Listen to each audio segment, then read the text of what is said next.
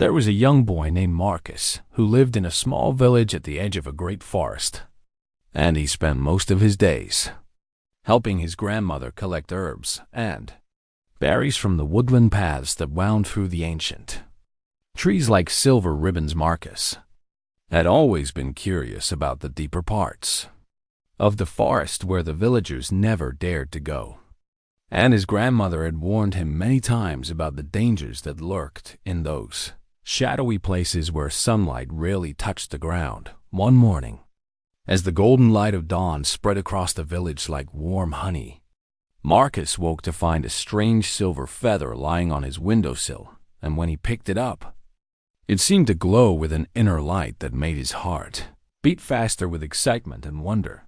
He showed the feather to his grandmother, and her old eyes grew wide with something that looked like fear mixed with amazement. And she sat down heavily in her wooden chair by the fireplace. She told Marcus that the feather belonged to the legendary silver birds of the Hidden Kingdom, a magical realm that existed somewhere deep within the forest. And she explained that no one from their village had seen such a feather in over 100 years. Marcus listened with growing excitement as his grandmother spoke of the old stories passed down through generations. Tales of a kingdom where animals could speak and where magic flowed through the air like invisible streams of sparkling waters.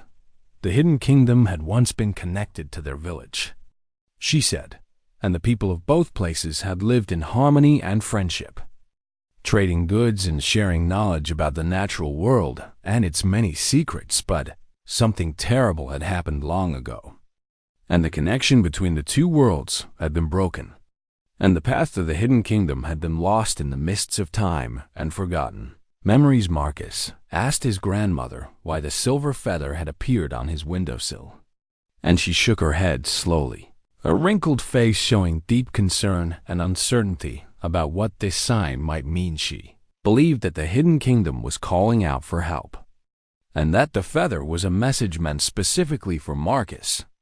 Though she could not understand why he had been chosen for such an important task, Marcus felt a mixture of fear and excitement bubbling up inside him like a pot of water coming to a boil. And he knew deep in his heart that he could not ignore this call from the mysterious kingdom. His grandmother gave him her blessing, though tears streamed down her weathered cheeks, and she packed a small bag with bread and cheese and a flask of fresh water from the village, while she also gave him an old compass that had belonged to his grandfather, a brave man who had died many years before Marcus was born. And she told him that the compass would always point him toward home when he needed to find his way back. Marcus hugged his grandmother tightly, promising that he would return safely, and then he set off into the forest with the silver feather tucked carefully into his shirt pocket. Close to his beating heart, the forest seemed different that morning, as if it knew that something important was about to happen. And the trees swayed gently, even though there was no wind, almost like they were waving goodbye to the brave young traveler. Marcus walked for hours along paths he had never explored before, going deeper and deeper into the ancient woodland, and the sunlight grew dimmer as the canopy of leaves above him became thicker and more dense. Strange sounds filled the air around him, bird calls he had never heard before, and rustling noises in the undergrowth that made him jump with nervous anticipation. But he kept walking forward with determination in his steps. As the afternoon wore on, Marcus began to feel tired and hungry. So he sat down on a moss-covered log to rest and eat some of the bread and cheese his grandmother had packed for him. While he ate, a small red fox appeared from behind a bush and sat watching him with intelligent golden eyes that seemed to hold ancient wisdom within their glowing depths. Marcus felt no fear of the fox, and he broke off a piece of his bread and tossed it gently toward the beautiful creature, which sniffed the offering before eating it delicately. To his complete amazement, the fox then opened its mouth and spoke in a soft voice that sounded like leaves rustling in a gentle breeze. Thanking Marcus for his kindness and generosity, Marcus nearly fell off the log in shock, but the fox told him not to be afraid, explaining that it was a guardian of the boundary between the human world and the Hidden Kingdom. The fox said that Marcus had been chosen because of his pure heart and his genuine love for all living creatures, qualities that had been observed by the beings of the Hidden Kingdom for many years. Explained that the kingdom was in terrible danger, threatened by a dark force that had been growing stronger with each passing month, and that only someone from the outside world could help save it from destruction. Marcus listened carefully to everything the fox told him, his mind racing with questions and his heart pounding with the weight of the responsibility that was being placed upon his young shoulders. The fox offered to guide Marcus to the entrance of the Hidden Kingdom, a secret doorway that could only be seen by those who had been invited, and Marcus accepted the offer with grateful thanks. They traveled together through the darkening forest as evening approached, the fox leading the way with confident steps while Marcus followed close behind, clutching the silver feather that now glowed more brightly than ever. Finally, they reached a clearing where an enormous ancient oak tree stood alone, its trunk so wide that 10 people holding hands could not have circled it completely. The fox told Marcus to hold up the silver feather and speak the words that came from his heart, for only sincere words would open the doorway to the Hidden Kingdom. Marcus raised the feather toward the tree and spoke simply and honestly, saying that he had come to help in whatever way he could, and that he promised to do his very best to protect those who needed protection. The bark of the great oak tree began to shimmer and glow with golden light, and a doorway appeared where solid wood had been just moments before, revealing a path that led into a world of impossible beauty and wonder. The fox wished Marcus good luck and told him that his journey was just beginning. And with a deep breath and a brave heart, Marcus stepped through the magical doorway into the Hidden Kingdom. Marcus found himself standing in a meadow filled with flowers of every color imaginable, and the sky above was a deep shade of purple streaked with ribbons of pink and gold that seemed to dance and swirl like living things. The air smelled sweet like honey mixed with wild roses, and tiny glowing creatures floated through the grass like stars that had fallen from the heavens and decided to make their home on the ground. A path of smooth white stones led away from where he stood, winding through the meadow toward a distant city that sparkled on the horizon like a collection of precious gems arranged by an artist with infinite patience. Marcus began walking along the path, his eyes wide with wonder at everything he saw. And soon he noticed that the flowers were turning their colorful faces toward him, as if they were curious about this strange visitor from another world. A butterfly the size of his hand landed on his shoulder, its wings shimmering with colors that seemed to change every time Marcus looked at them, and it whispered a greeting into his ear in a voice like tiny silver bells.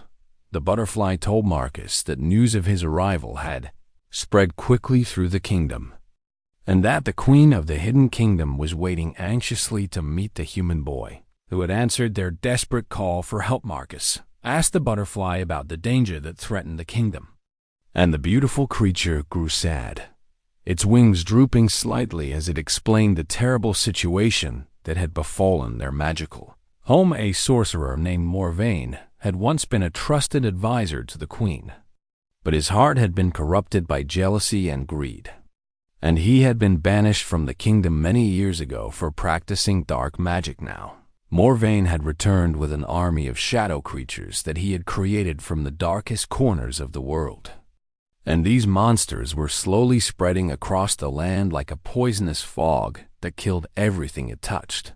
The creatures of the Hidden Kingdom had fought bravely against this invasion, but their numbers were growing smaller with each battle, and the shadow armies seemed to grow stronger and more numerous with every passing day. The butterfly explained that the prophecy spoke of a human child with a pure heart who would come to save the kingdom when all hope seemed lost, and many believed that Marcus was the one the prophecy had foretold. Marcus felt overwhelmed by this information, wondering how a simple village boy like himself could possibly defeat a powerful sorcerer and his army of dark creatures when an entire kingdom of magical beings had failed.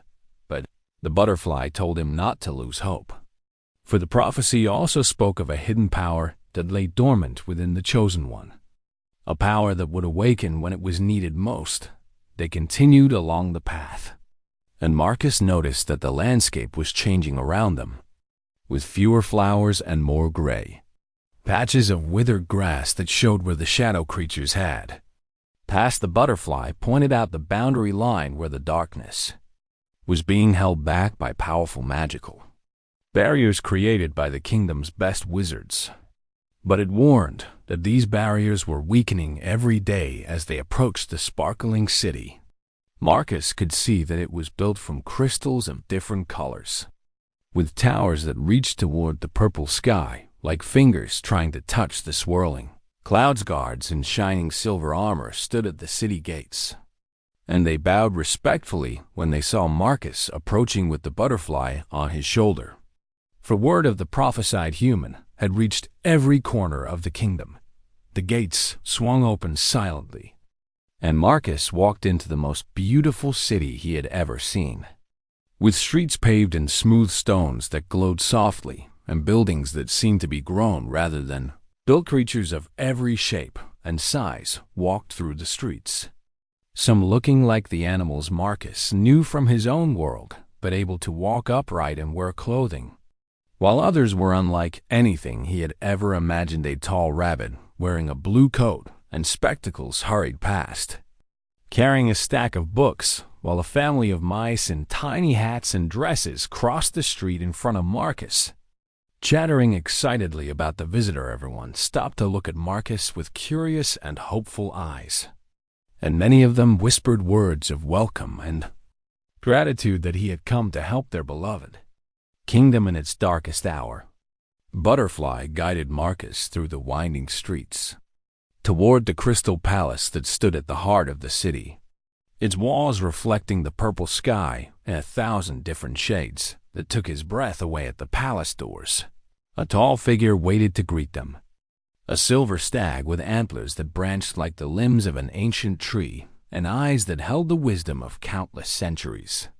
The stag introduced himself as Lord Sylvanus, the chief advisor to the queen, and he thanked Marcus for answering the call that had been sent out across the boundaries between worlds. Lord Sylvanus led Marcus through hallways decorated with tapestries that showed the history of the hidden kingdom, from its creation by the first magical beings to the peaceful days before Morvaine's betrayal. Finally, they reached the throne room, a vast chamber with a ceiling so high that clouds actually floated among the crystal pillars that supported it. And at the far end sat the queen upon a throne of woven silver branches. The queen was the most beautiful and kind-looking being Marcus had ever seen, with hair like spun moonlight and eyes the color of the deepest ocean. And she rose from her throne and walked toward him with grace that made it seem like she was floating. She took Marcus's hands in her own and looked into his eyes with an expression of such gratitude and hope that he felt tears forming in the corners of his vision. The queen spoke in a voice like music, thanking Marcus for his courage and telling him that she believed with all her heart that he was the one who would save her kingdom and her people. She explained that Morvaine was preparing his final assault, and that within 7 days he would break through the magical barriers and consume the entire kingdom in shadow, destroying everything and everyone within it. Marcus asked what he needed to do, and the queen told him about the Crystal of Dawn, a powerful artifact that had been hidden away long ago in a place called the Mountains of Echoes. The Crystal of Dawn held the power of pure light, and it was the only thing capable of destroying Morvaine and his shadow army once and for all.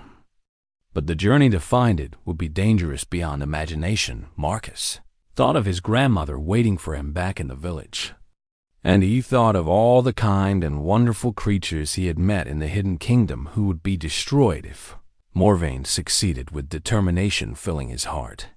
Marcus told the queen that he would undertake this quest and find the Crystal of Dawn, no matter what dangers lay ahead on the path before him. The queen smiled with tears of joy in her beautiful eyes and told Marcus that he would not have to face this challenge alone, for she would send companions to help him on his journey. Lord Sylvanus stepped forward and announced that he himself would accompany the young hero, along with two of the bravest warriors in the kingdom, and together they would face whatever obstacles Morvain placed in their way. Marcus felt his courage growing stronger, knowing that he would have friends by his side, and he prepared himself for the adventure that would begin with the rising of the next dawn.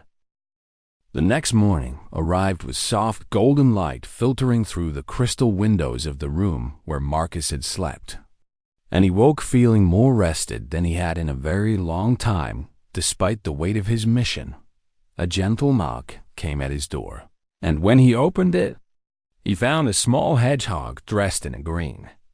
Westcott standing there with a tray of breakfast that smelled absolutely wonderful and made his stomach growl with hunger. The hedgehog introduced himself as Bramble and explained that he was a palace servant who had been assigned to help Marcus prepare for his journey, and he seemed very honored to be given such an important task. Marcus ate his breakfast while Bramble laid out traveling clothes for him, a sturdy tunic and trousers made from a fabric that felt light as air but strong as leather, along with boots that fit perfectly and seemed to mold themselves to his feet. After Marcus was dressed and ready, Bramble led him to the palace courtyard where his companions were waiting, and Marcus felt his heart lift with hope when he saw them standing there in the morning light. Lord Sylvanus stood tall and proud, his silver coat gleaming like polished metal, and strapped to his side was a sword with a blade that glowed with soft blue light that seemed to pulse like a heartbeat. Next to him stood a fierce-looking badger named Thornwick, who wore armor decorated with symbols of protection, and in his paws he held a warhammer that looked heavy, enough to knock down a castle wall. The third companion was a surprising choice, a young fox named Ember, who looked barely older than Marcus himself, but her eyes held a fierce intelligence, and her red fur seemed to flicker with actual flames that did not burn. The queen appeared on the palace steps to bid them farewell, and she gave Marcus a small golden pendant in the shape of a sun, telling him that it would light his way in the darkest places and remind him of the hope he carried, with final words of encouragement from the gathered crowd of creatures who had come to see them off. The four companions set out through the city gates and into the meadows beyond, heading toward the distant mountains that rose like giants on the horizon. The first day of travel passed peacefully enough, with Lord Sylvanus teaching Marcus about the geography of the hidden kingdom and the history of the places they passed. Along the way, Ember walked alongside Marcus and kept him entertained with stories about her adventures as a young scout. And despite her small size, it was clear that she had already faced many dangers and proven herself brave beyond measure. Thornwick rarely spoke, but when he did, his words were wise and thoughtful, and Marcus could see that beneath his gruff exterior was a heart of pure gold that cared deeply about protecting innocent creatures. As the sun began to set, painting the purple sky with streaks of orange and red, the companions made camp in a grove of silver-leaf trees that sang softly when the wind passed through their branches. Lord Sylvanus explained that they would reach the boundary between the safe lands and the shadow territory by noon the next day, and from there, the real dangers of their journey would begin. That night, Marcus had trouble sleeping, his mind filled with worries about what lay ahead and doubts about whether he was truly capable of finding the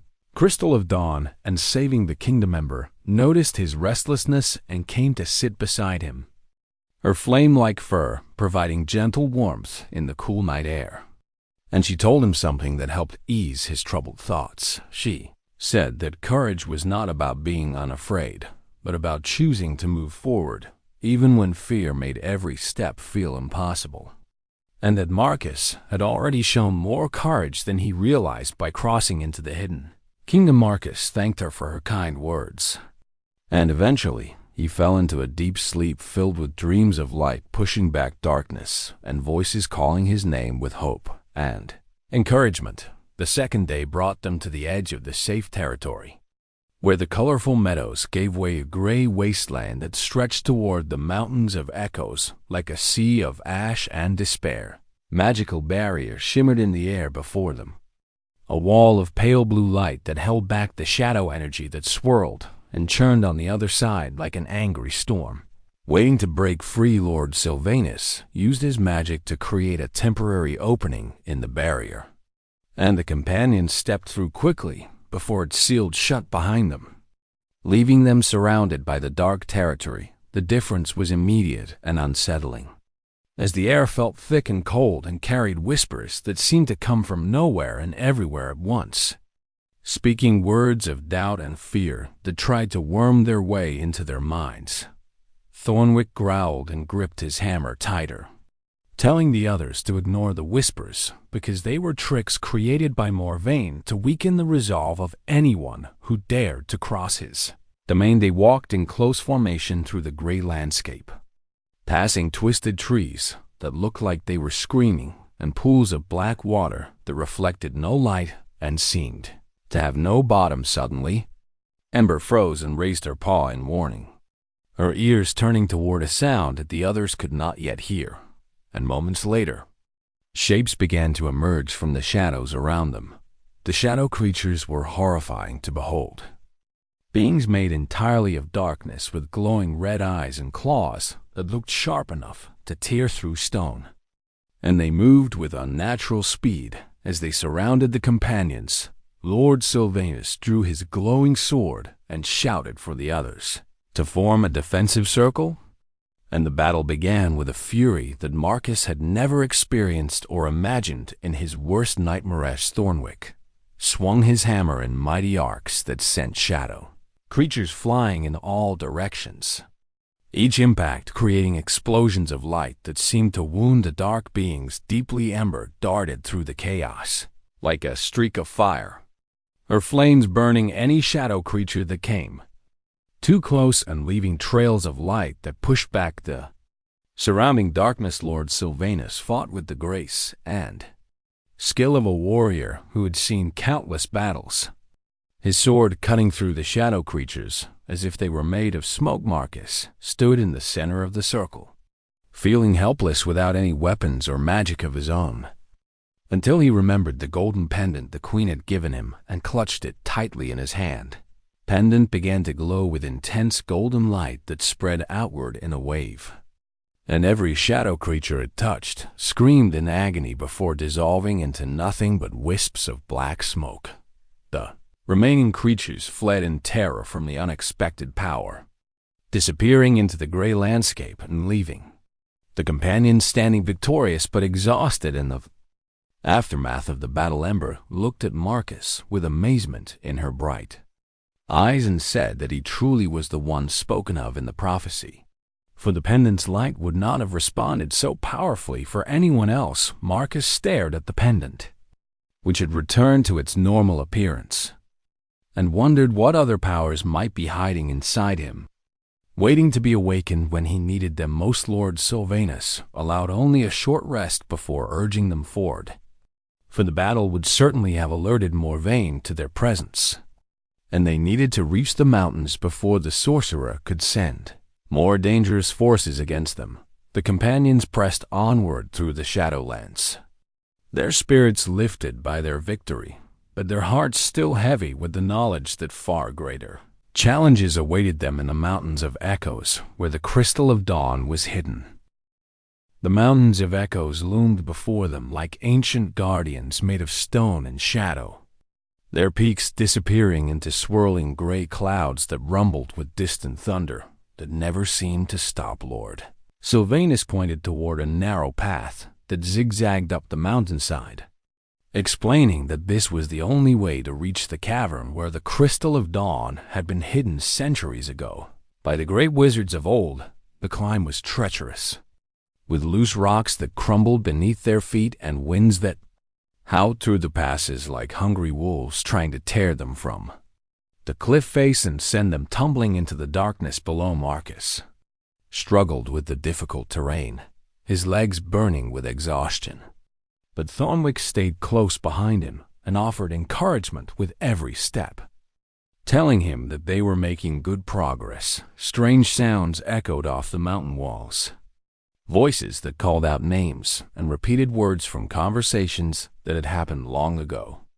And Marcus understood now why this place was called the Mountains of Echo's Ember. Explained that the mountains absorb sounds and memories, playing them back randomly to confuse and disorient travelers. And she warned Marcus not to follow any voice that called to him, no matter how familiar it might seem, as they climbed higher. The temperature dropped dramatically, and frost began to form on their clothing and on Lord Sylvanus's silver fur, making every breath visible in the freezing air. They reached a narrow ledge just as darkness began to fall, and Lord Sylvanus declared that they would rest here until morning because climbing the mountain at night would be far too dangerous even for experienced travelers. Thornwick gathered some strange glowing moss from the rocks nearby and arranged it in a pile that provided both light and warmth. Though the warmth was barely enough to keep the bitter cold at bay, Marcus sat huddled with his companions, sharing the last of their food supplies and wondering if they would find more sustenance in the cavern or if they would have to complete their mission on empty stomachs. Lord Sylvanus told them stories about the ancient times, when the mountains were full of life and the echoes were songs of joy, rather than haunting reminders of a world that had been lost to darkness.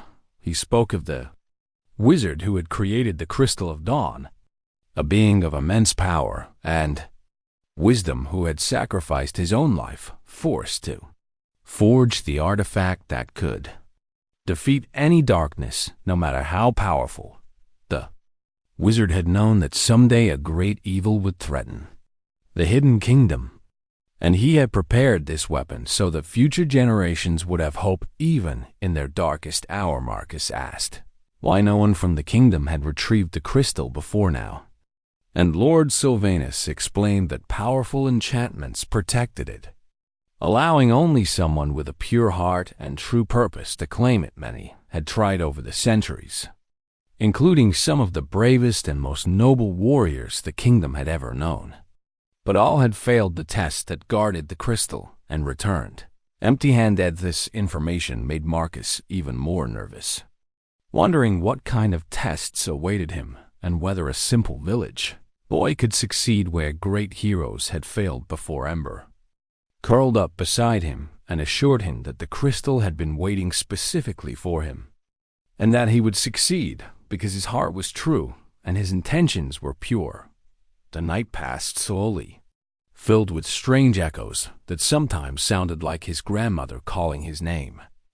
And Marcus had to remind himself constantly that these were just tricks of the mountain and nothing more. Morning came with pale gray light filtering through the clouds, and the companions resumed their climb with renewed determination.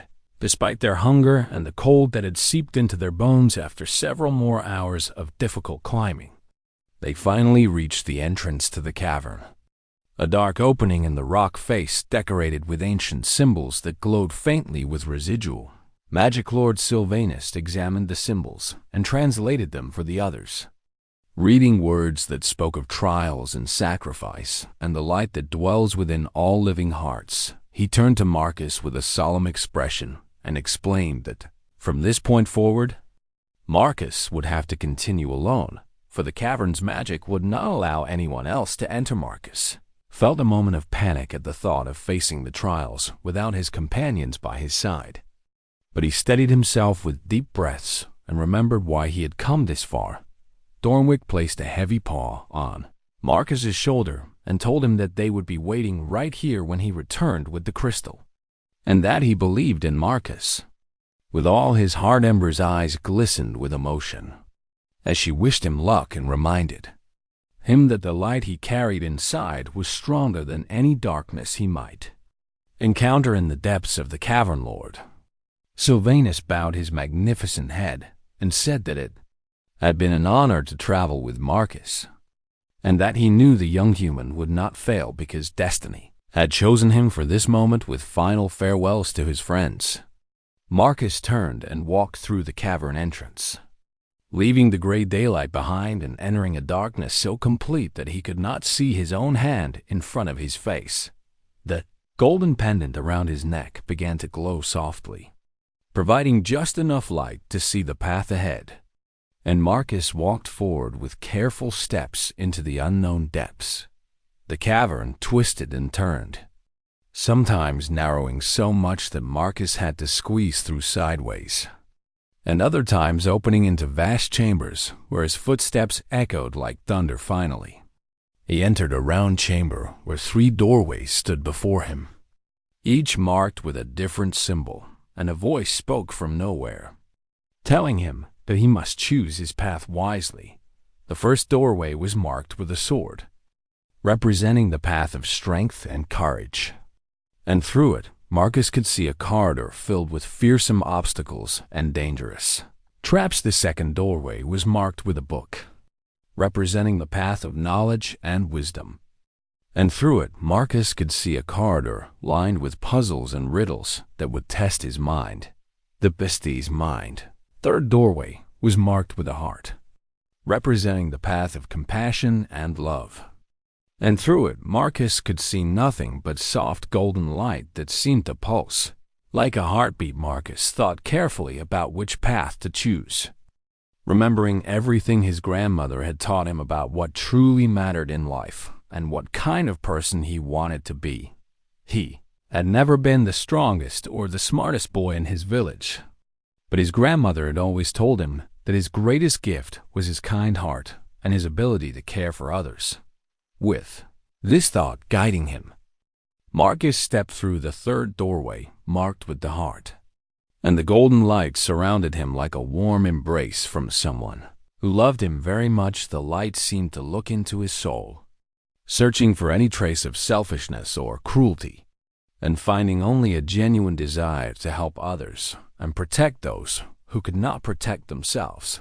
A voice spoke again, gentler this time, telling Marcus that he had chosen wisely and that his heart was indeed pure enough to receive the gift of the Bevo, to receive the gift of the crystal of dawn. The light parted like a curtain, revealing a small chamber at the center of which floated a crystal that blazed with the light of 1,000 suns, beautiful beyond anything Marcus had ever seen or dreamed.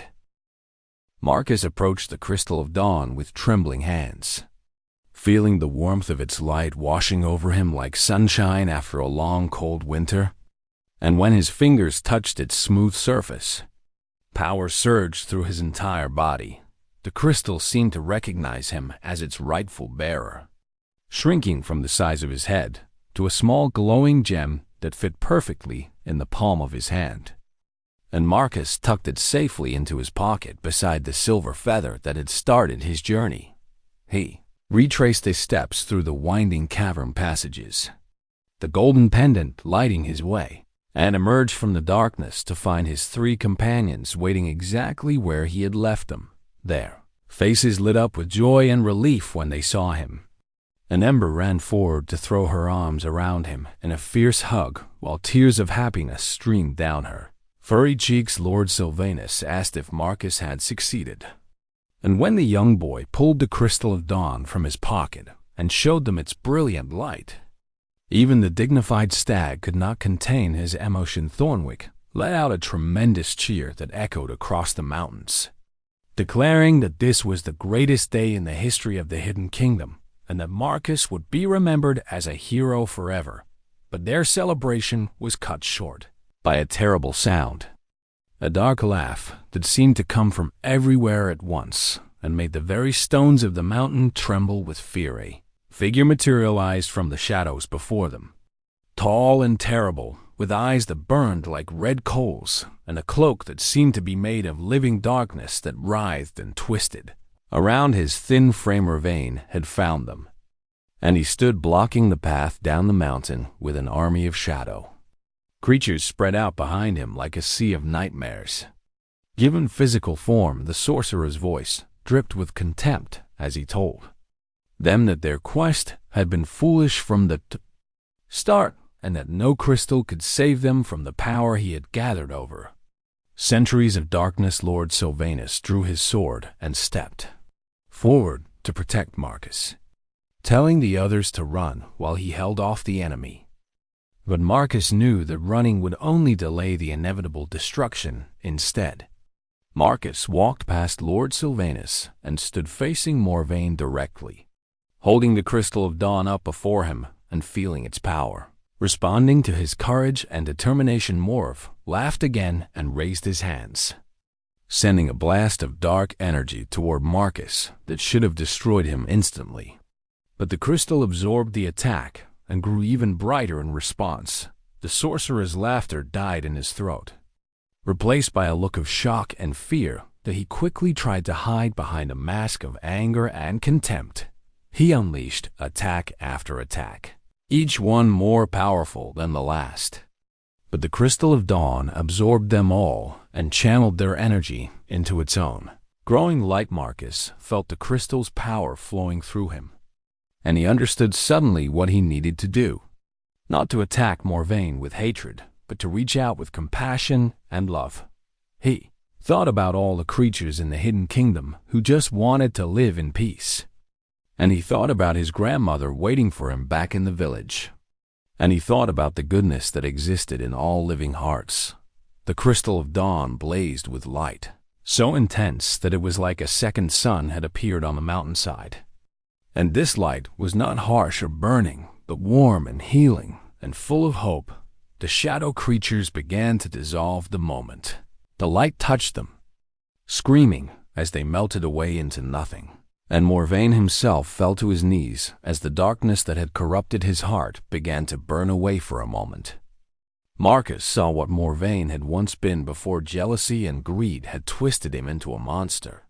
A young wizard who had loved the Hidden Kingdom and wanted nothing more than to protect it. The light continued to pour forth, spreading down the mountain and across the Shadowlands, pushing back the darkness and restoring life to places that had been dead and gray for far too long. Morvain collapsed completely.